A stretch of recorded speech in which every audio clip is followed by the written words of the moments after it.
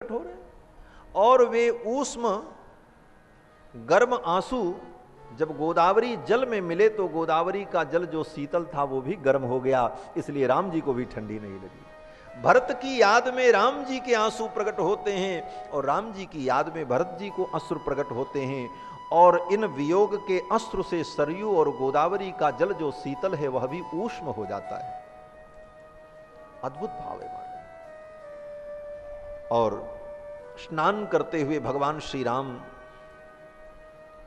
अपनी मां केकई का स्मरण करते हैं और केकई के गुणों का अनुभव करते हुए कहते हैं कि तात स्नेह भरत महिमा पौरुषम वायुसूनो। पिता का स्नेह, भरत की महिमा, वायुपुत्र हनुमान का पौरुष, सुग्रीव का सख्य, जो कुछ मुझे जीवन में प्राप्त हुआ ये सब मेरी मां केकई की कृपा का परिणाम है। मां तो रेशभ प्रभाव, अगर मेरी मां मुझे वन में न भेजती तो हनुमान कहाँ मिलते, सुग्रीव कहाँ मिलते, विभीषण जैसे सखा कहाँ मिलते, पिता के स्नेह को मैं कैसे जान पाता। अर्थात भगवान श्री राम ने अपनी मां केकई के दिव्य गुणों का चिंतन किया है। इसके बाद कथा आती है कि गोदावरी में स्नान करके भरत जी का स्मरण करते हुए, भरत का चिंतन करते हुए लौट करके कुटिया में आए और कुटिया में आकर के बैठे। तब तक एक राक्षसी कहीं से घूमती घूमती आ गई महाराज। सातु शूर्पणखा नाम दशग्रीवस्य रक्षसः भगिनी राममासाद्य ददर्श त्रिदशोपमम्। रावण की बहन शूर्पणखा घूमते घूमते राम जी की कुटिया के पास आ गई। अभी राम जी स्नान करके ही आए थे गोदावरी से, ठाकुर जी आकर के विराजे, तब तक शूर्पणखा आ गई। अब शूर्पणखा यहां कैसे आई, आध्यात्म रामायण में वर्णन है कि भगवान श्री राम अभी अभी गोदावरी से स्नान करके जब चले तो ठाकुर जी का चरण चिन्ह गोदावरी के तट पर मिट्टी में बना हुआ था, गीली मिट्टी थी। ठाकुर जी जब चले तो उनके चरण चिन्ह अंकित हो गए और भगवान श्री राम के जाने के तुरंत बाद शूर्पणखा पहुंच गई वहां गोदावरी के तट पर। भगवान के चरण चिन्ह को देखा, चरण चिन्ह को देख करके सोचने लगी ऐसा सुंदर चरण चिन्ह, जिस व्यक्ति का चरण इतना सुंदर है उसका मुख कितना सुंदर हो। अब तो शूर्पणखा चरण चिन्ह को देखकर व्याकुल हो गई, सोचने लगी ऐसे दिव्य पुरुष का मैं दर्शन तो करूं। और उन चरण चिन्हों को देखते देखते ही शूर्पणखा कुटिया तक आ गई। देखो हमारे पूज्य स्वामी जी महाराज का भाव है कि भगवान के सम्मुख कोई पापी जीव नहीं पहुंच सकता। भगवान के सम्मुख पहुंचने के लिए सत्कर्म, भगवत कृपा या किसी साधन की अपेक्षा होती। और ये पापिनी शूर्पणखा भगवान के सम्मुख कैसे पहुंच गई, क्या साधन इसने किया। तो हमारे पूज्य स्वामी जी कहते थे इसने भगवान के चरणों का आश्रय लिया, चरण चिन्हों को देखा और भगवान के चरणारविंद ही भगवान की प्राप्ति के साधन है। माधवांघ्रित द्वयोपायो माधवांघ्रि प्रयोजनम, भगवान के पादारविंद ही भगवत प्राप्ति के साधन है। और भगवान के चरणों को देख करके वो चल पड़ी। इसी को शरणागति का संकेत स्वीकार किया गया। मानो भगवान के चरणों में व्यामोह हो गया शूर्पणखा का, और शूर्पणखा उन चरण चिन्हों को देखती देखती चल पड़ी और पहुंच गई महाराज। शूर्पणखा रावण के बहिनी, शूर्पणखा रावण कर बहिनी, दुष्ट हृदय दारुण जय, दुष्ट हृदय दारुण जय। पंचवटी सो गई एक बारा, पंचवटी सो गई एक बारा, देख बिकल भई जुगल कुमारा, देख बिकल भई जुगल कुमारा। शूर्पणखा आ गई, देखा राम जी को। दीप्तास्यम च महाबाहुम पद्मपत्रायते क्षणम। दीप्तास्यम, राम जी का मुख कैसा है? बोले दीप्त, तेज संपन्न। महाबाहुम, आजान बाहु। पद्मपत्रायते क्षणम, पद्मपत्र के समान जिनके नेत्र हैं, ऐसे रघुनंदन राम को। गज विक्रांत गमनम, गज के समान जिनकी गति है। गज विक्रांत गमनम जटा मंडल धारिणम, जटा का ही मंडल बना करके, मंडल माने घुमाओ, जटा का ही मंडल बना करके मानो मुकुट बना लिया है, जटा मुकुट। ऐसे ठाकुर को जटा मंडल धारी रघुनंदन राम को जब शूर्पणखा ने देखा तो व्यामोहित तो हो गई। सोचने लगी बस बस इन्हीं से हमारा ब्याह हो जाता तो कितना अच्छा होता। ऐसा सुंदर पुरुष तो हमने देखा ही नहीं महाराज। और उसने अपने मनोभाव को भगवान से कह दिया, तुम सम पुरुष नमो सम नारी, तुम सम पुरुष नमो सम नारी, यह संयोग विधि रचा विचारी, यह संयोग विधि रचा विचारी, यह संयोग विधि रचा विचारी। भगवान को देख करके शूर्पणखा ने कहा, आज तक मैं कुंवारी हूं, मैंने ब्याह नहीं किया है। राम जी ने कहा क्यों नहीं किया? बोले कोई समझ में ही नहीं आया, ढूंढती रही, लेकिन आज आपको देख करके मेरा मन स्थिर हो गया। और आपके जैसा पुरुष मैंने नहीं देखा, और मेरी जैसी नारी भी दुनिया में नहीं है। ये संजोग बड़ा अद्भुत है, हमारा आपका ब्याह हो जाए तो बहुत अच्छा है। तुम सम पुरुष नमो सम नारी, ये दोनों बातें जो शूर्पणखा ने कही एकदम सटीक कही है महाराज। तुम सम पुरुष न, शूर्पणखा ने ठीक ही कहा कि आप जैसा पुरुष कोई नहीं हो सकता।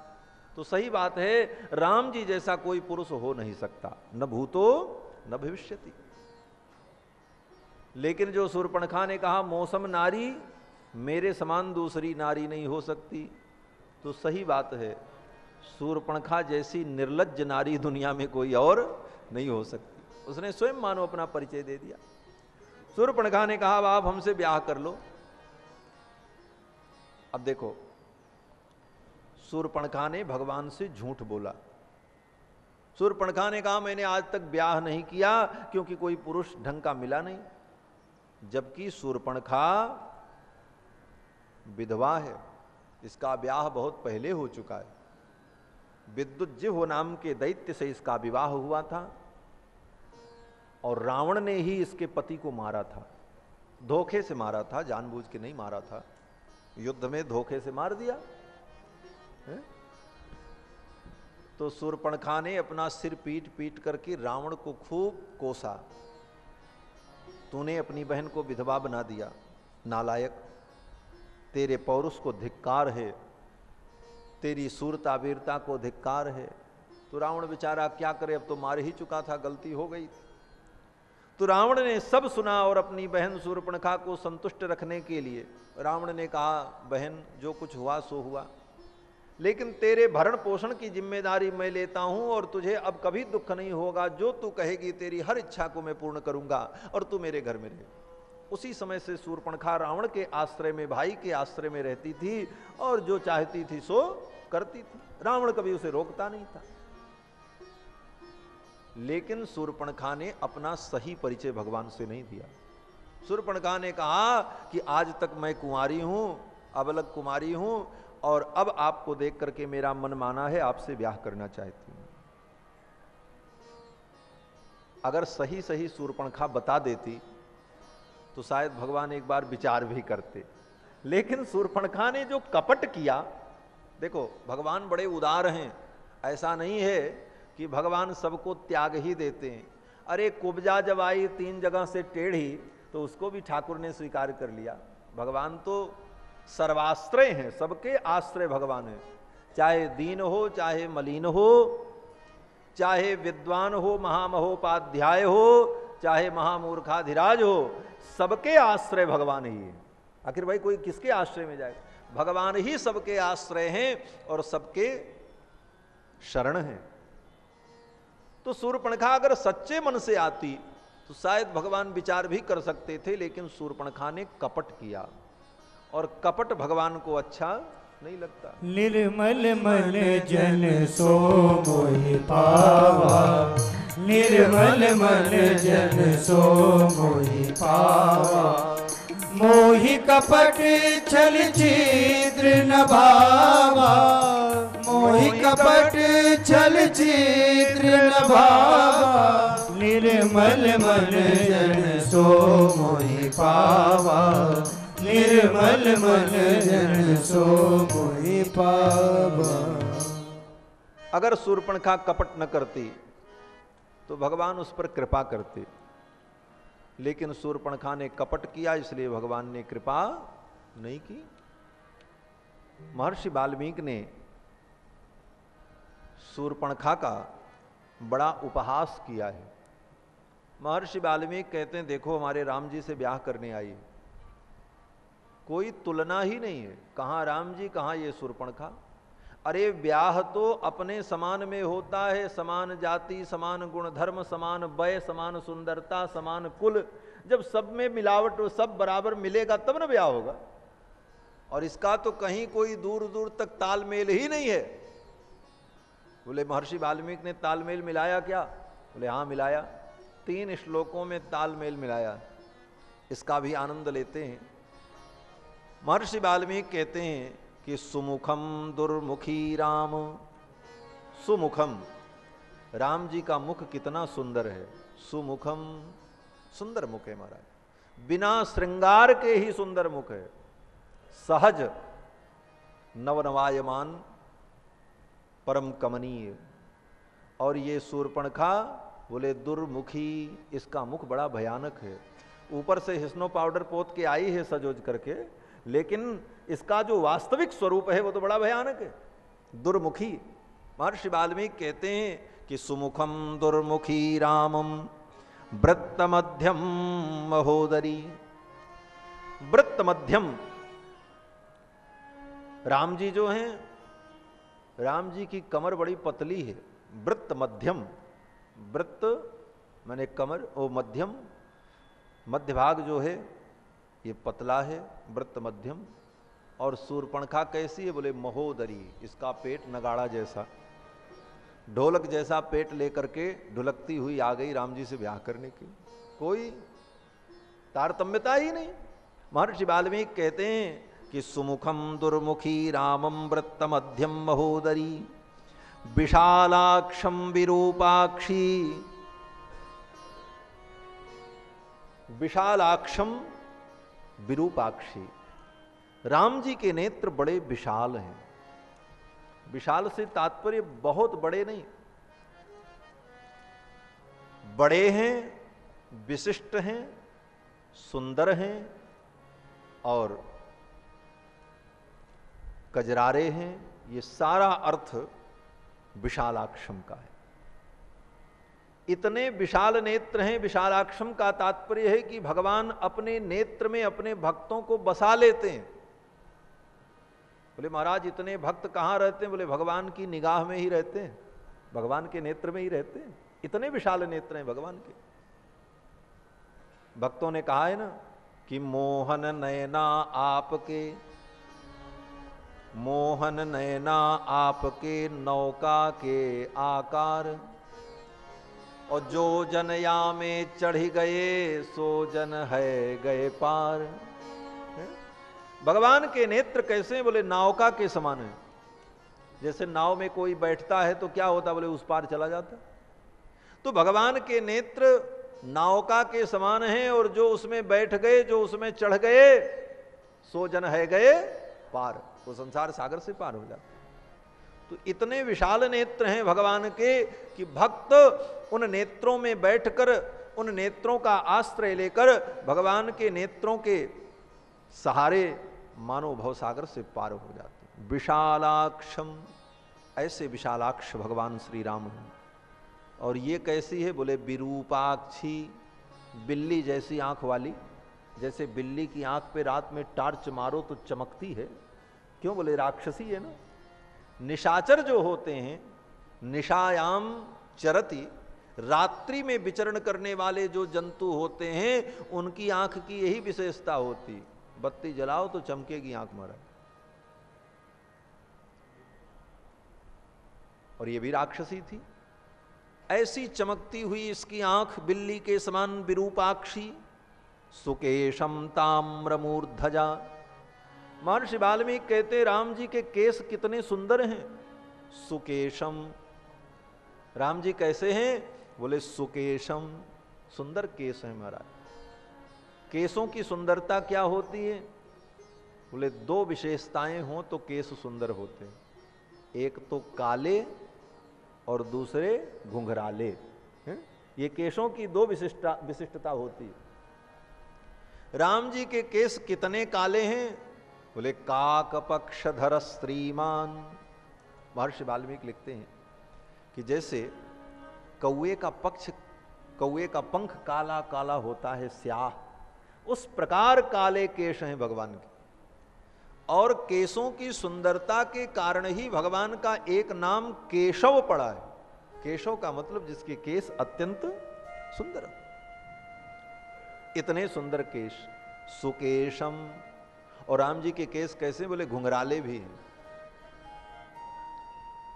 ऐसे घुंघराले केस हैं कि भक्त जब भगवान के स्वरूप का ध्यान करते हैं तो स्वरूप के ध्यान की एक विधि है।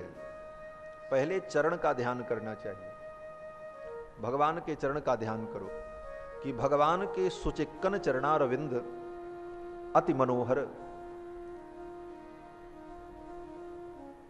रंजित, महावर लगे हुए भगवान के श्री चरण, जिन चरणों की नखमणि चंद्रिका की एक ज्योत्सना को प्राप्त करने के लिए बड़े बड़े योगी, अमलात्मा, महात्मा भी कितने साधन करते हैं, ऐसे भगवान के दिव्य पादारविंद। फिर पादारविंद का ध्यान करके चिंतन करते हुए इन्हीं चरणों से गंगा प्रकट हुई, जिन गंगा ने सारे जगत को पवित्र कर दिया, जिन चरणों से रघुनाथ जी ने पूरे दंडकारण्य को पवित्र कर दिया, जो चरण भक्तों के प्राण धन हैं, धनम मदीयम तव पाद पंकजम। ऐसे उन चरणों का ध्यान, चरण का ध्यान करने के बाद धीरे धीरे ऊपर बढ़ते हुए भगवान की कटी का ध्यान, कमर का ध्यान। कैसी सुंदर पतली कमर है, जिस कमर में 3 धारियां बनी हुई हैं, दामोदर का चिन्ह बना हुआ। यशोदा रानी ने कन्हैया को उलूखल में बांधा और रस्सी का एक छोर कन्हैया के कमर में बांध दिया, 3 बार लपेट करके, और इतनी जोर से रस्सी बांधी कि रस्सी के दाग बन गए, निशान बन गए। आज तक वो निशान नहीं मिटे। और ये लीला द्वापर युग में भई, लेकिन यशोदा के प्रेम का स्मरण करने के लिए भगवान ने उस चिन्ह को अपने सभी अवतारों में प्रकट कर दिया। जो अवतार पहले हो चुका था उन अवतारों में भी वो चिन्ह प्रकट हो गए। बोले महाराज भूतकाल की लीला में भविष्य की लीला का कैसे प्रवेश हो गया? बोले यही तो भगवान की अद्भुत क्षमता है, यही भगवान की अद्भुत लीला है कि भूत का वर्तमान में प्रवेश करा दें और भविष्य का भूत में प्रवेश करा दें। कब किधर काल की गति भेज दें, ठाकुर के लिए कुछ असंभव नहीं। द्वापर युग में जो लीला हुई, उस लीला के वो चिन्ह, दामोदर के चिन्ह नरसिम्हावतार में, रामावतार में, सभी अवतार में। तो भगवान का ध्यान करे तो भगवान के कटि भाग में दामोदर चिन्ह का ध्यान करना। फिर कमर में लपटे हुए पीतांबर का चिंतन करना। तड़ित विनिंदक भगवान का दिव्य पीतांबर, तड़िदंबराय। कैसा पीतांबर? बोले आकाश की विद्युत को भी, आकाशीय विद्युत के प्रकाश को भी लज्जित कर देने वाला दिव्य चमकता हुआ भगवान का तड़ित विनिंदक पीतांबर, और पीतांबर कसी हुई कमर में उदर के मध्य में भगवान का वो नाभि छिद्र, जो नाभि छिद्र ब्रह्मा की जन्मस्थली है, जिस नाभि छिद्र से वो दिव्य कमल प्रकट हुआ, जिस कमल पर विधाता ब्रह्मा प्रकट हुए, जिन ब्रह्मा से अनंत अनंत सृष्टि सृजित हुई, ऐसे ब्रह्मा का भी जो जन्म स्थान है, ऐसे उस नाभि का चिंतन करना। इस प्रकार भगवान के एक एक अंग का ध्यान करते करते भक्त हृदय पर पहुंचता। ये भगवान का दिव्य हृदयारविंद। हृदय के एक भाग में श्री वत्स का चिन्ह, जो कि श्री जी विराजमान है, दूसरे तरफ भृगु जी के चरण का चिन्ह, विप्रपादाब्ज चिन्ह। हृदय के मध्य में कौस्तुभ मणि, जो समस्त जीवों का प्रतीक है, मुक्त जीवात्माओं का मानो प्रतीक है, ऐसी कौस्तुभ मणि। श्रीपाद, भृगुपाद, श्रीवत्स चिन्ह, भगवान के गले की मनोहर माला, बनमाला, मोहन माला, मटर माला, सोने की सतलड़ी, हीरे की पतलड़ी, पदिक, कंठाभरण, अंगद, बिजायट, बाजूबंद। भगवान के इन अंगों का चिंतन करते, आभूषणों का चिंतन करते करते मुखमंडल का चिंतन, और मुखमंडल का चिंतन करते करते भगवान के अधर का चिंतन। भगवान के अधर कितने सुंदर हैं, ओंठ कितने सुंदर हैं, बोले इतने सुंदर हैं, इतने अरुण हैं कि भगवान के अधरों की अरुणिमा को देख करके आर्य ललना भी अपने आर्य चरित्र से विचलित हो जाएं, ऐसा भगवान का सुमधुर अधर। जिस अधरामृत को प्राप्त करने के लिए ऋषियों ने जन्म जन्म तक तप किया और तब उन्हें गोपी भाव की प्राप्ति हुई, ऐसे भगवान के सुमधुर अधर। और अधरों के मध्य में भगवान की दंत पंक्ति, जो दाडिम के समान, अनार के दाने के समान, मोतियों की पंक्ति के समान सुंदर दंत पंक्ति। दंत पंक्तियों के मध्य में जपा कुसुम के समान, जपा कुसुम के पुष्प की पंखुड़ी के समान भगवान की सुंदर सुचिक्कन जिह्वा, भगवान की समुन्नत नासिका, नासिका का ध्यान। कैसी नासिका, बोले शुकतुंड के समान, पवरगोच्चारण करने पर नासिका का अग्रभाग कंपित हो, ऐसी सुंदर नासिका। फिर मुकुट का ध्यान, मस्तक का ध्यान, और ध्यान करते करते फिर नीचे उतरे भगवान के केश का ध्यान। केश की बात चल रही थी ना, ध्यान करते करते चरण से चल करके मुखमंडल होते हुए मस्तक पर पहुंच करके फिर भक्त भगवान के केशों का ध्यान करे, और केशों का ध्यान करते करते भगवान के घुंघराले केश में जाकर के उसका ध्यान अटक जाए। बस यही ध्यान की पूर्णता है। इतने घुंघराले केश हैं ठाकुर के कि ध्यान करते करते मन जाकर के वहीं अटक जाए, उस घुंघराले केश से वो बाहर न निकल पाए। जैसे घुंघराले केस में कंघी करो तो कंघी अटक जाती, उसी प्रकार भगवान के कुंचित केश में जाकर के भक्त का मन अटक जाए, ऐसे सुंदर भगवान के कुंचित केश हैं। इसीलिए किसी भक्त ने कहा है कि लाम के मानिंद हैं गेशु मेरे घनश्याम के। उर्दू में एक अक्षर होता है लाम, लाम से ल बनता है, जैसे अंग्रेजी में यल से ल, उसी तरह उर्दू में लाम से ल होता है। उर्दू के अल्फाबेट में लाम होता है, अलिफ बे पे ते टे से जीम चे हे खे दाल डाल जे रे स्वाद ज्वाद तोजो ऐन गैन फे काफ छोटा काफ गाफ लाम, लाम अक्षर होता है। तो लिखा जाता ऐसे करके, ऐसे उसकी आकृति ऐसे होती लाम। भक्त कहता है कि लाम के मानिंद हैं गेशु मेरे घनश्याम के। ठाकुर के केस कैसे हैं, बोले जैसे लाम लिखा जाता नीचे घूम जाता है, ऐसे घुंघराले भगवान के केस हैं, और उन घुंघराले केसों में जाकर के भक्त का मन अटक गया, ऐसे सुंदर। महर्षि वाल्मीकि कहते हैं राम जी के केस ऐसे सुंदर हैं महाराज, सुकेशम। और ये शूर्पणखा जो ब्याह करने आई, इसके केस कैसे हैं, बोले ताम्र मूर्धजा। ताम्र मूर्धजा, ताम्र मूर्धजा का मतलब मूर्धज माने होता है केश, मूर्धा माने सिर, और सिर से जौ माने जायमान जो है उसको कहते हैं मूर्धज। मूर्धज माने बाल, और ताम्र मूर्धज, ताम्र माने तांबा, जैसे तांबे का रंग लाल लाल होता है ऐसे लाल लाल केस इसके। राम जी के केस तो काले हैं और इसके कैसे हैं, लाल लाल हैं, तांबे के रंग। लाल केश जो होते हैं वो सुंदर नहीं माने जाते, लेकिन आजकल जैसे शूर्पणखा के लाल लाल थे वैसे सब लाल लाल कर लेते, ऐसी व्यवस्था बन गई महाराज। लाल केशों को सुंदर नहीं माना गया, हमारे काले केश सुंदर माने। महर्षि वाल्मीकि कहते हैं ताम्र मूर्धजा, तांबे के समान लाल लाल इसके केश हैं।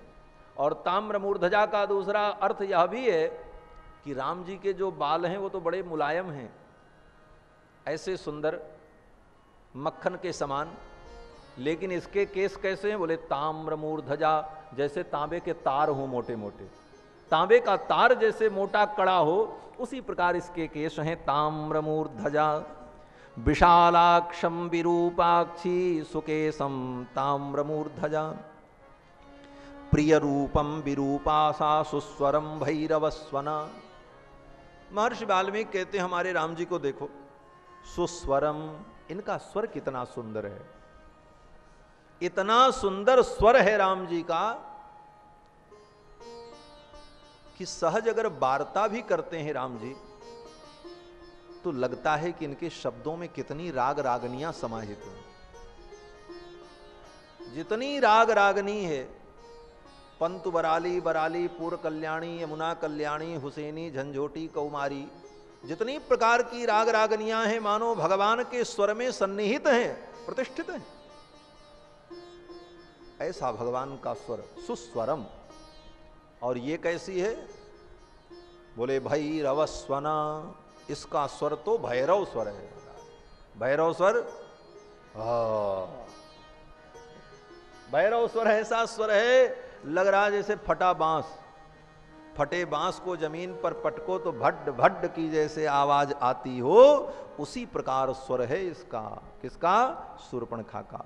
सुस्वरम भैरवस्वना, राम जी का स्वर इतना सुंदर, और ये भैरव स्वर वाली है।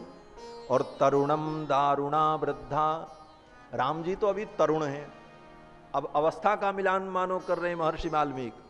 तरुणम, राम जी तरुण हैं। कितने युवा हैं?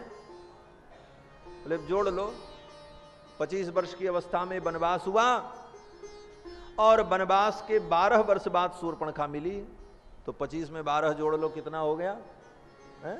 37-38 वर्ष की अवस्था राम जी की। और त्रेता युग में 37-38 वर्ष की अवस्था का मतलब किशोरावस्था। तरुणम, और ये कैसी है? बोले दारुणा वृद्धा, दारुणा वृद्धा, अरे हजारों वर्ष की वृद्धा है महाराज, और राम जी से ब्याह करने आ गई। दक्षिणम वाम भाषिणी, राम जी कैसे हैं? बोले दक्षिणम, ये दक्षिण है, और ये बोले वाम भाषिणी, ये वामा है। दक्षिण और वाम, इसका मतलब होता है, दक्षिण का मतलब अनुकूल और वाम का मतलब प्रतिकूल। दक्षिण का मतलब सदमार्ग और वाम का मतलब असद मार्ग। और ये सनातन अनादिकाल से दोनों मार्ग हैं। इसीलिए आज भी देखो दक्षिणपंथी और वामपंथी राजनीति में होते हैं कि नहीं होते? वामपंथियों की पार्टी अलग होती है और दक्षिणपंथियों की अलग होती है। तो दक्षिण का मतलब जो अनुकूल, सत्य, धर्म, निष्ठा, नैतिकता के मार्ग पर चले वो दक्षिणपंथी होता है। जो अनैतिक कार्य करता है उसी को वाम मार्गी हमारे यहां कहा गया। महर्षि वाल्मीकि कहते हैं भगवान राम तो दक्षिणम, ये दक्षिण मार्ग के पथिक हैं, और ये शूर्पणखा वाम भाषिणी, ये वाम मार्गिणी है। न्याय वृत्तम सुदुर्वृत्ता, राम जी का चरित्र न्यायोचित है और इसका चरित्र दुर्वृत्ता, दुर्वृत्ता है ये, और राम जी से ब्याह करने आ गई। लेकिन राम जी ने शूर्पणखा से झूठ नहीं बोला। शूर्पणखा ने तो राम जी से झूठ बोला कि मेरा ब्याह नहीं हुआ है और इसीलिए मैं आई हूं, लेकिन राम जी ने सच सच बताया। महर्षि वाल्मीकि कहते हैं कि ऋजुबुद्धितया सर्वम आख्यातुमुपचक्रमे, ऋजु बुद्धितया सर्वम आख्यातुम उपचक्रमे। राम जी ऋजु बुद्धि है। ऋजु माने जिसकी बुद्धि बड़ी सरल है। ऋजु से ही आर्जव शब्द बना है। आर्जव नाम का गुण जिसके अंदर हो उसको कहते हैं ऋजु, ऋजुता अर्थात सीधापन, सरलता। तो राम जी इतने सरल हैं, इतने ऋजु हैं कि ऋजु बुद्धितया सर्वम आख्यातुम उपचक्रमे। ऋजु बुद्धि है, कुटिल बुद्धि नहीं है, इनकी बुद्धि बड़ी सरल है और सहज भाव से सर्वम आख्यातुम उपचक्रमे, सब कुछ राम जी ने सही सही शूर्पणखा को बताया। जबकि नियम है कि सठे साठ्यम समाचरेत, सठ के साथ सठता करनी चाहिए, लेकिन राम जी ने शूर्पणखा से सब कुछ सत्य सत्य बता दिया। यहां पर इस प्रसंग में भगवान की ऋजुता, भगवान के आर्जव गुण का प्रकाश हो रहा है। इन कथाओं में, इन चरित्रों में कहां भगवान के किस गुण का प्रकाश हो रहा है, यही चिंतनीय होता है। यहां पर भगवान की ऋजुता, भगवान के आर्जव गुण का प्रकाश हुआ है। कुछ छिपाना नहीं, जो सच सच है बता देना। बहुत से लोग तो ऐसे होते हैं महाराज, जिंदगी भर आपके साथ रहें, आप जान ही नहीं पाओगे कि उनका असली रूप क्या है। ऐसे ऐसे कपटी मिलते हैं। बहुत से लोग हमको भी मिले कि कितने दिन तक साथ में रहे, लेकिन उनकी वास्तविक पहचान क्या है नहीं जान पाए। लेकिन राम जी तो इतने सरल हैं, कुछ छिपाते नहीं महाराज, मन में कुछ रखते नहीं, सब बता देते। ये ऋजुता का गुण मिथिला में भी भगवान का प्रकट हुआ। जब पुष्प वाटिका में भगवान जानकी जी का दर्शन करके आए, जानकी जी को देख करके भगवान का मन जानकी जी में निमग्न हो गया, लग गया, तो लौट करके जब आए तो विश्वामित्र जी ने जब पूछा तो राम जी ने सब सही सही बता दिए। अब सोचो, इस प्रसंग को कोई बड़े से, अपने बड़े से कहने में संकोच करेगा कि हम गए थे और वहां एक सुंदर कन्या को मैंने देखा और देख करके मेरा मन मोहित हो गया। कहने में संकोच होगा, लज्जा आएगी, लेकिन राम जी इतने सीधे हैं भैया, इतने सरल हैं कि राम कहा सुन कौशिक पाही, सरल स्वभाव छुअत छल नहीं। छल तो छू नहीं गया है राम जी को, सब कुछ विश्वामित्र जी से बता दिया। विश्वामित्र जी बड़े प्रसन्न हुए। सुफल मनोरथ हो तुम्हारे, आशीर्वाद मिल गया। मनोरथ हो तुम्हारे, सुफल मनोरथ हो तुम्हारे। राम लखन सुनि भय सुखारे, राम लखन सुनि भय सुखारे। सुफल मनोरथ होए तुम्हारे, सुफल मनोरथ होए तुम्हारे। सरल स्वभाव छुअत छल नाही, इतना सरल स्वभाव राम जी का, छल छू नहीं गया, सब कुछ बता दिया और लक्ष्मण के सम्मुख बताया, कुछ छिपाया नहीं। इसलिए विश्वामित्र जी ने प्रसन्न होकर के आशीर्वाद दे दिया, सुफल मनोरथ हो तुम्हारे, तुम्हारा मनोरथ सफल हो। तो यहां पर भी भगवान की ऋजुता, भगवान का आर्जव गुण प्रकट हुआ। शूर्पणखा से भगवान ने कहा, मैं तो विवाह कर चुका हूं, ये मेरी पत्नी सीता है और मैं किसी दूसरी स्त्री से विवाह कर नहीं सकता, लेकिन मुझे लगता है कि तुम राक्षसी हो। शूर्पणखा तो सज धज करके आई थी, अपने को छिपा करके, बनावटी वेश बना करके, लेकिन राम जी को पता चल गया। राम जी ने कहा कि तुम हितावन मनोज्ञांगी राक्षसी प्रतिभासी में, लग रहा है तुम राक्षसी हो, रहा है कि तुम राक्षसी हो। तुम हितावन मनोज्ञांगी राक्षसी प्रतिभासी में, इहवा किन्निमित्तम तुम आगता ब्रूहि तत्वतः। किस लिए यहां आई हो बताओ। उसने सब कुछ बता दिया, मैं ब्याह करना चाहती हूं और आप मुझसे ब्याह कर लो। तो राम जी ने कहा कृतदारोस्मि, मैं तो कृतदार हूं। कृतदार का मतलब मैंने विवाह कर लिया है और ये मेरी पत्नी है, मैं अब दूसरा विवाह नहीं कर सकता। ये मेरे भाई लक्ष्मण हैं, इनसे पूछ लो, अगर ये ब्याह करना चाहें तो इनसे कर लो। एनम भज विशालाक्षी भर्तारम भ्रातरम मम, मेरे भाई को तुम पति बना लो। तो शूर्पणखा तुरंत दौड़ी लक्ष्मण जी के पास चली गई, बोले अब आप मुझसे ब्याह कर लो। लक्ष्मण जी ने सोचा एक क्षण में इसने अपना निर्णय बदल दिया, तो इसका तो कोई ठिकाना नहीं, अभी राम जी से ब्याह करना चाहती थी, अब मेरे पास चली आई। तो जिसका मन इतना चंचल हो, एक जगह इसका मन स्थिर न हो, ऐसी स्त्री से तो ब्याह करना पाप है। ऐसी स्त्री अगर घर में आ गई तो घर का नाश ही कर देगी मां। लक्ष्मण जी ने कहा देखो शूर्पणखा, मैं जानता हूं तुम्हारे स्वभाव को, तुम बड़ी मानिनी हो, मान सम्मान तुमको प्रिय है और तुम सुख सुविधाओं को चाहने वाली हो, लेकिन मेरे साथ अगर ब्याह करोगी तो न तुम्हें सम्मान मिलेगा न सुख मिलेगा। क्यों?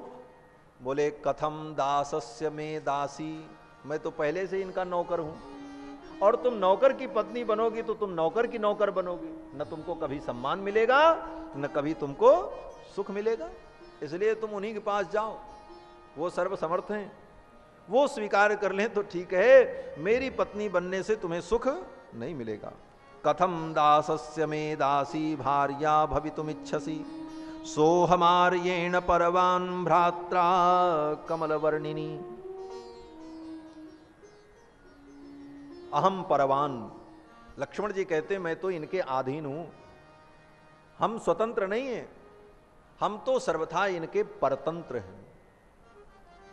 और लक्ष्मण जी ने कई जगहों पर वाल्मीकि रामायण में अपनी परतंत्रता का वर्णन किया है कि मैं तो भगवान के परतंत्र हूं, परवान अस्मि काकुस्थ। ये परतंत्रता ही जीव का स्वरूप है। हम सदा भगवान के परतंत्र हैं, ये अनुभव करना ही भक्ति है। इसको कहते हैं पारतंत्र। अनन्य शेषत्व, अनन्य भोग्यत्व और भगवत पारतंत्र। हम भगवान के भोग्य हैं, हम भगवान के शेष हैं और हम भगवान के परतंत्र हैं। ये तीन चीजें जब ठीक ठीक बुद्धि में समझ में आ जाएंगी तभी वो भक्ति को समझ पाएगा, भक्ति को जीवन में उतार पाएगा। हम सदा अपने को भगवान के परतंत्र अनुभव करें। हम स्वतंत्र नहीं हैं और हम किसी दूसरे के परतंत्र भी नहीं हैं, हम एकमात्र भगवान के परतंत्र हैं, भगवान ही हमारे स्वामी हैं। इसीलिए लक्ष्मण जी महाराज यत्र तत्र इस भाव को प्रकट करते हैं, परवान अस्मि। लक्ष्मण जी ने कहा मैं तो इनके परतंत्र हूं, आधीन हूं, मेरे साथ विवाह करने पर तुमको सुख नहीं मिलेगा, जाओ इन्हीं से ब्याह करो। शूर्पणखा ने कहा वो तो कह रहे हैं मेरी पत्नी मेरे साथ है, मैं ब्याह नहीं करूंगा।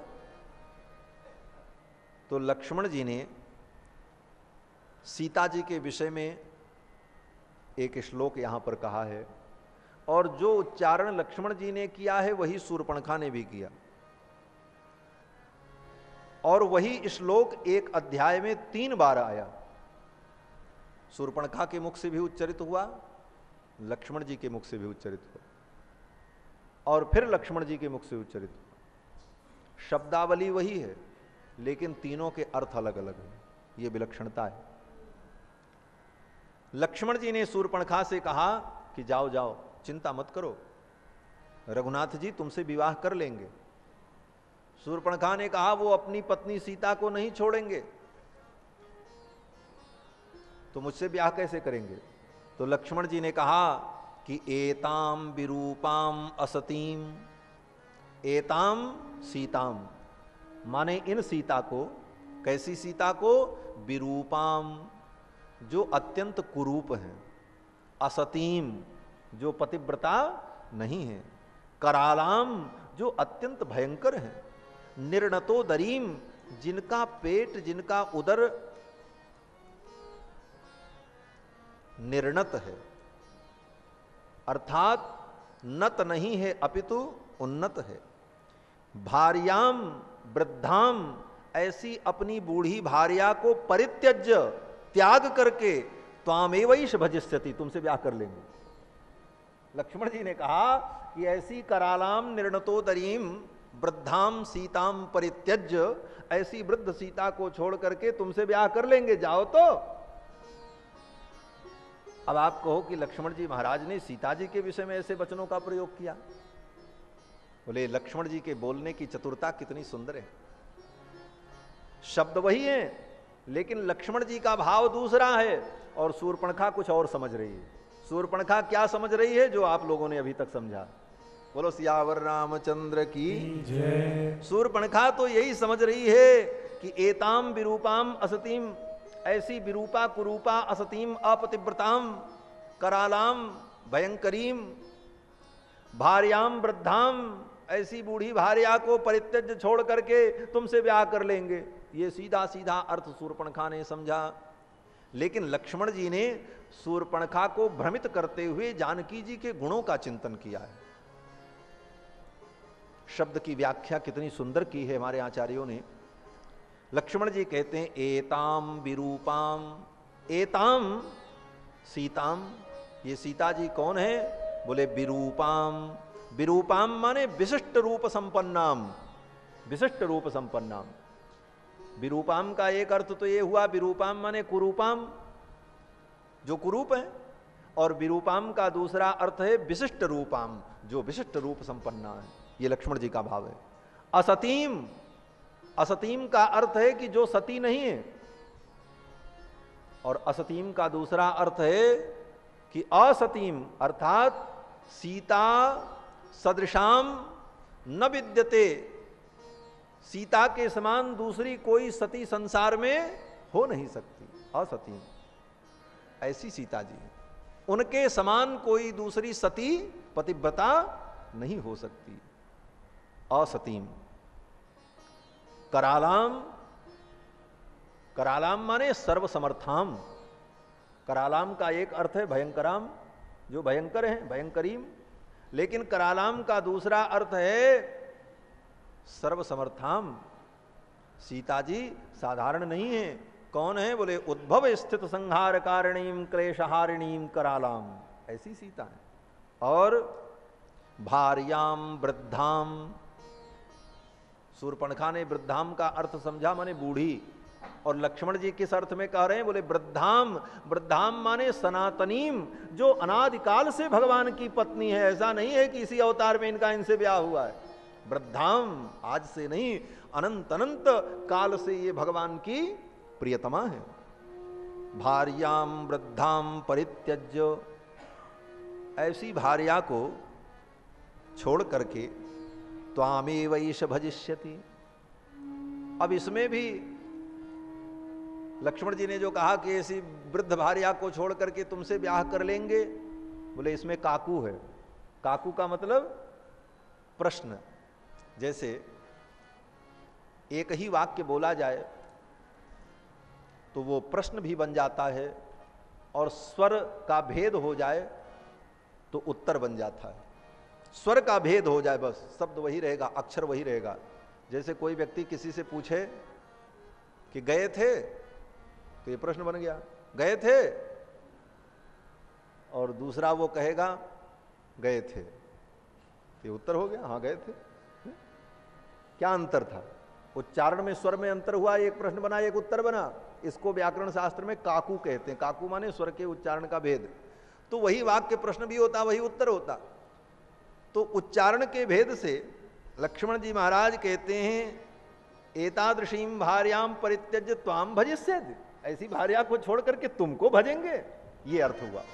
और लक्ष्मण जी को, शूर्पणखा को यह समझ में आया कि सीता को छोड़ करके मुझसे ब्याह कर लेंगे।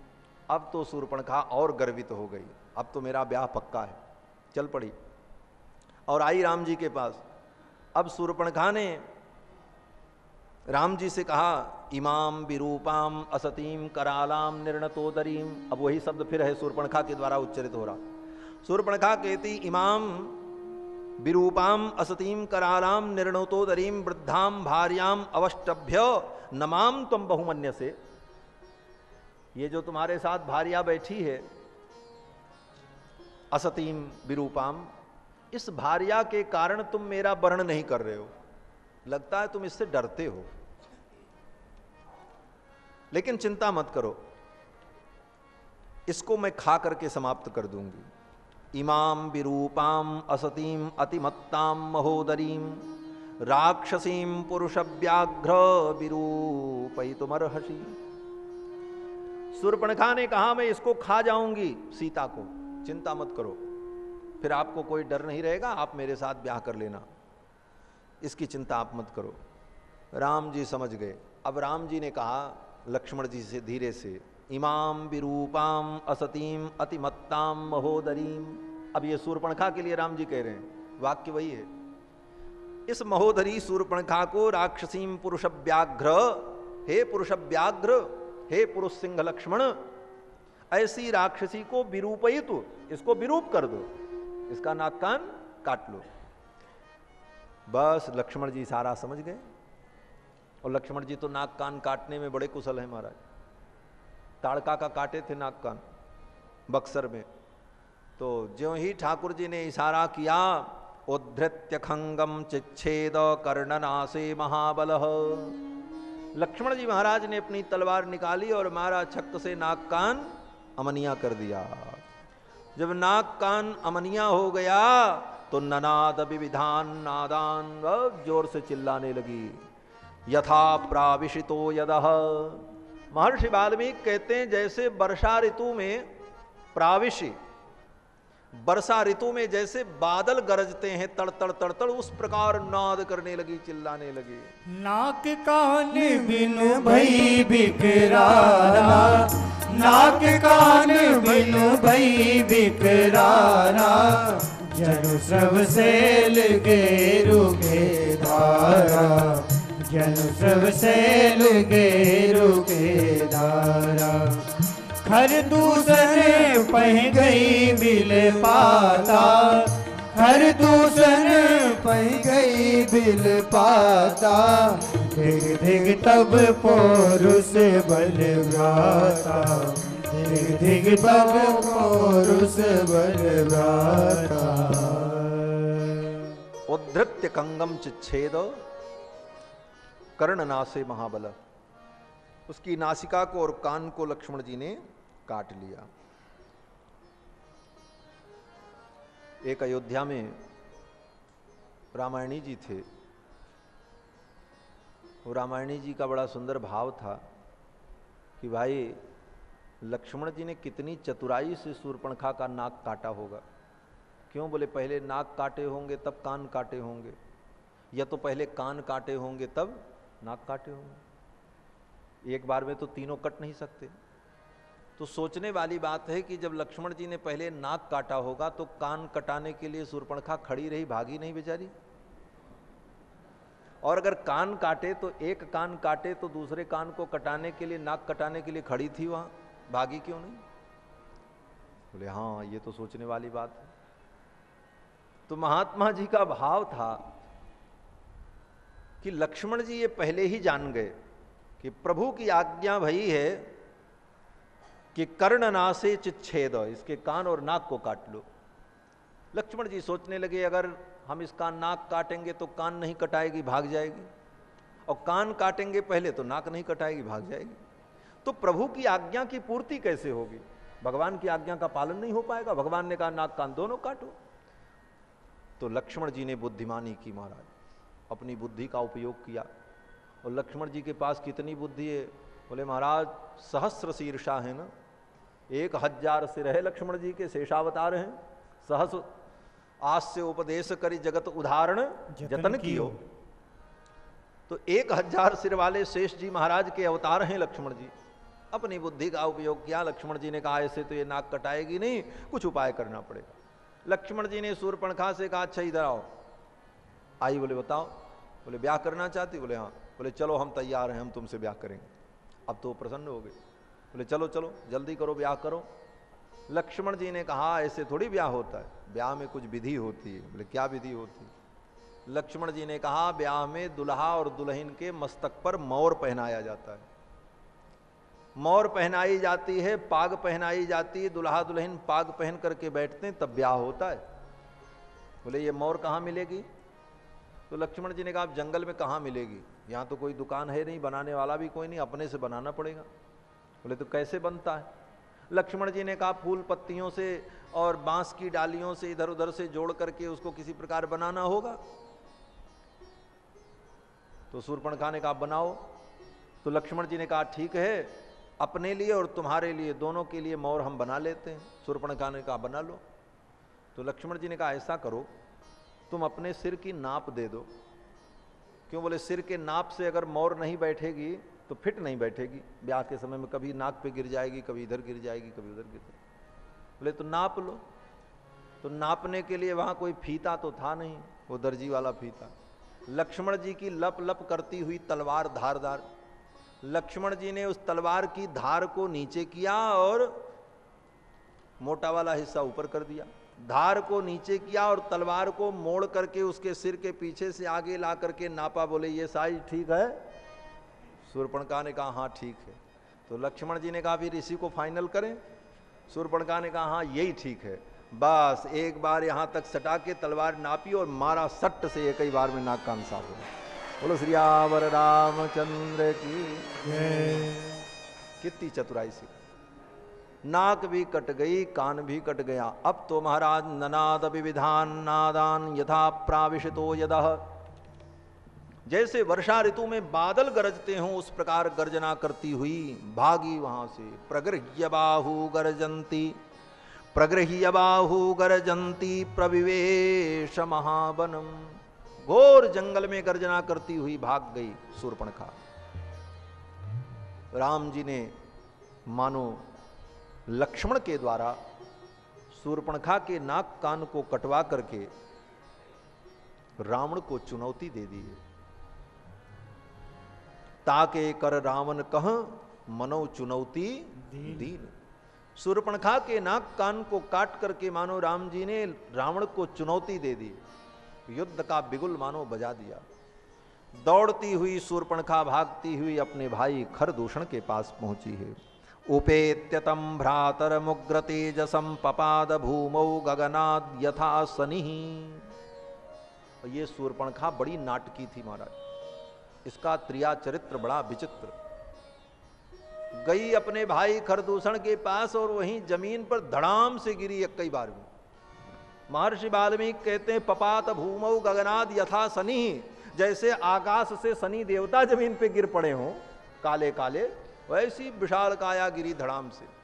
और अपने हाथ से अपनी छाती को पीट पीट करके रोने लगी, धिक्कार है तेरे पौरुष को खरदूषण, तेरे रहते तेरी बहन की ये दशा हुई।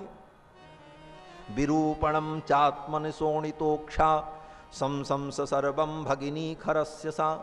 रो रो करके अपने वक्षस्थल को पीट पीट करके शूर्पणखा ने सारी बात खरदूषण को बताई। खरदूषण ने कहा कि जिस पुरुष ने तुम्हारे नाक कान को काटा है वो कौन है? तो जब परिचय देने लगी शूर्पणखा तो ऐसा सुंदर परिचय दिया महाराज। महर्षि वाल्मीकि वर्णन करते हैं कि भगवान के रूप सौंदर्य, भगवान का गुण और भगवान के चरित्र का वर्णन करते हुए, उनके त्याग और तप का वर्णन करते हुए परिचय देती है। शूर्पणखा कहती है कि जिसने मेरे नाक कान को काटा है वो बड़े जवान हैं, यहीं से शुरू किया। तरुणऊ, वो दोनों बड़े सुंदर हैं और युवा हैं। तरुणऊ रूप संपन्नऊ, और बड़े सुंदर हैं महाराज। रूप संपन्न, सुकुमारऊ, और बड़े सुकुमार हैं। और केवल सुकुमार ही नहीं है, महाबलऊ, बड़े बलशाली भी हैं। पुंडरीक विशालाक्षौ, उनके नेत्र बड़े सुंदर हैं कमल के समान। चीर कृष्णाजिनांबरौ, और चीर कृष्णाजिन बलकल वस्त्र को धारण करने वाले हैं, और मांसाहारी नहीं है। फल मूलासनौ, फल फूल खाते हैं, फलाहारी हैं, और बड़े चरित्रवान भी हैं। कैसे हैं? बोले दांतौ, दांत हैं। दांत का मतलब जो व्यक्ति अपने इंद्रियों को विषयों में जाने से रोक लेता है उसको कहते हैं दांत, और जो अपने मन को विषयों में जाने से रोक लेता है उसको कहते हैं शांत। शांत और दांत, और ये दोनों शब्द बना है सम और दम से। सम उस गुण को कहते हैं जिस गुण के द्वारा व्यक्ति अपने मन को विषयों में जाने से रोकता है, उसको कहते हैं सम। और सम जिसके अंदर हो वो शांत होता है। और दम माने अपने बाहर की इंद्रियों को संसार के विषयों में जाने से जो रोक लेता है उस गुण को कहते हैं दम। महाराज लोग कहते हैं बड़े दमदार हैं। बोले दमदार व्यक्ति वही है जो अपने इंद्रियों को विषयों की ओर जाने से रोक ले, वही सूर है, वही वीर है। और जो विषयों की ओर जाते हुए अपने इंद्रियों को नहीं रोक सका वो दमदार नहीं है, इसी को दम कहा गया है। तो दम जिसके अंदर हो वो दांत, और जिसके अंदर शम हो वो शांत। तो राम लक्ष्मण कैसे हैं? शूर्पणखा कहती दांतौ, ये दोनों दांत हैं। चरित्र संपन्न हैं, तापसौ ब्रह्मचारिणौ, और तपस्वी हैं, ब्रह्मचारी हैं। पुत्रौ दशरथस्यास्तां भ्रातरौ राम लक्ष्मणौ, और दशरथ जी के पुत्र हैं, दो भाई हैं, एक का नाम राम है, एक का नाम लक्ष्मण है। गंधर्वराज प्रतिमौ, गंधर्वराज के समान, गंधर्व के समान मनोहर सुंदर हैं। अनेक गुणों का वर्णन किया है शूर्पणखा ने। राम रक्षा स्तोत्र में भी इन श्लोकों का पाठ किया जाता है, चिंतन किया जाता है। शूर्पणखा के हृदय में भगवान की रूप माधुरी ऐसी बस गई कि वो भगवान के गुण का ही वर्णन करती है।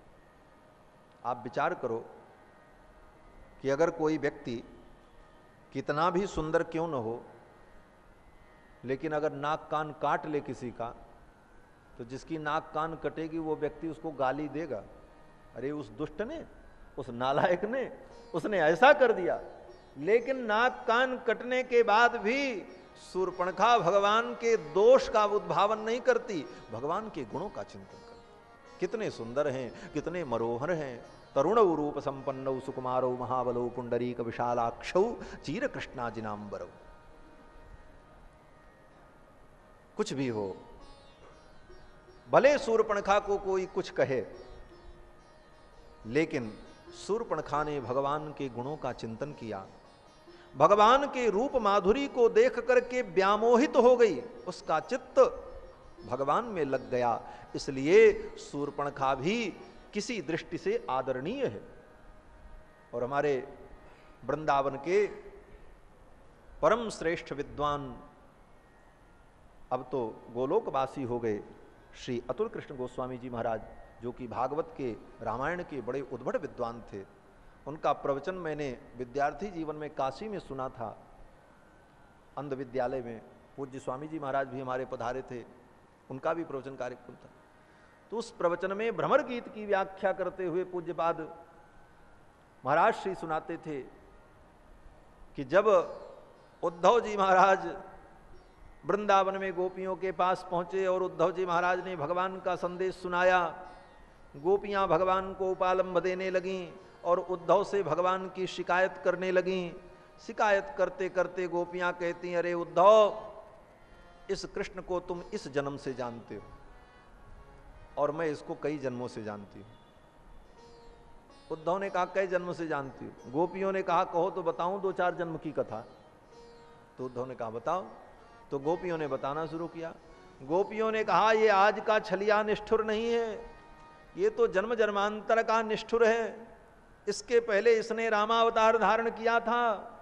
और देखो बेचारी शूर्पणखा को, सभी गोपियों ने शूर्पणखा को मन से प्रणाम किया महाराज।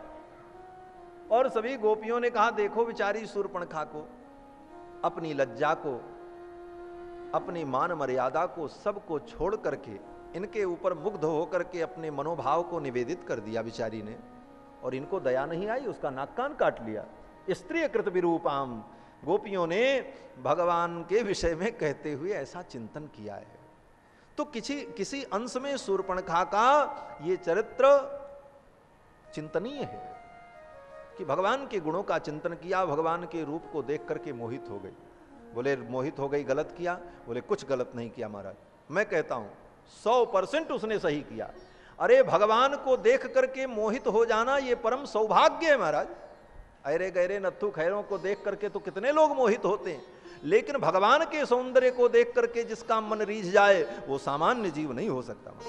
वो भगवान का परिकर है, ये लीला की बात अलग है, लेकिन भगवान के रूप को देख करके मोहित हो जाना, आह, कोई भी हो, कितना भी इंद्रिय निग्रही हो, कितना भी बड़ा दांत हो, कितना भी बड़ा शांत हो, कितना भी बड़ा योगी हो, लेकिन जब भगवान की रूप माधुरी का प्रकाश होता है तो बड़े बड़े योगियों का भी मन भगवान की तरफ आकृष्ट हो जाता है। ये तो शूर्पणखा बेचारी थी, इसका क्या दोष था? भगवान के रूप सौंदर्य को देख करके आसक्त हो गई। नाक कान भगवान ने काट लिया, रोती चिल्लाती गई, जाकर के खरदूषण से कहा। खरदूषण ने कहा अच्छा चलो देखते हैं। खरदूषण आए युद्ध करने के लिए, और जब खरदूषण ने भगवान को देखा तो खरदूषण के मन में लगा अरे इतने सुंदर ये हैं, इनको कैसे मारूं, ये तो मारने लायक नहीं है। खरदूषण के मन में यही भाव आया कि यद्यपि इन्होंने मेरी बहन का नाक कान काटा है, लेकिन इतने सुंदर हैं कि इनको मारने का मन ही नहीं करता है।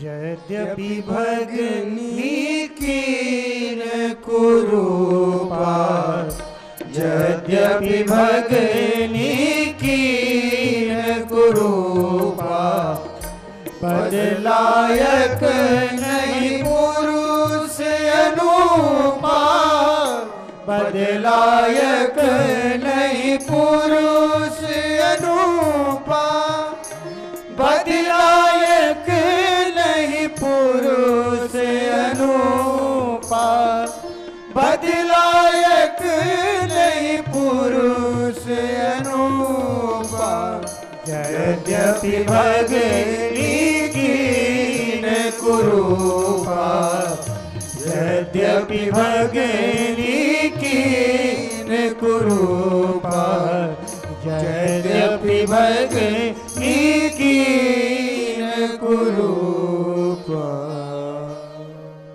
खरदूषण ने कहा कि यद्यपि भगिनी कीन कुरूपा, यद्यपि मेरी बहन को इन्होंने कुरूप कर दिया, लेकिन बध लायक नहीं पुरुष अनूपा, इतने सुंदर हैं कि ये बध के लायक नहीं, इनको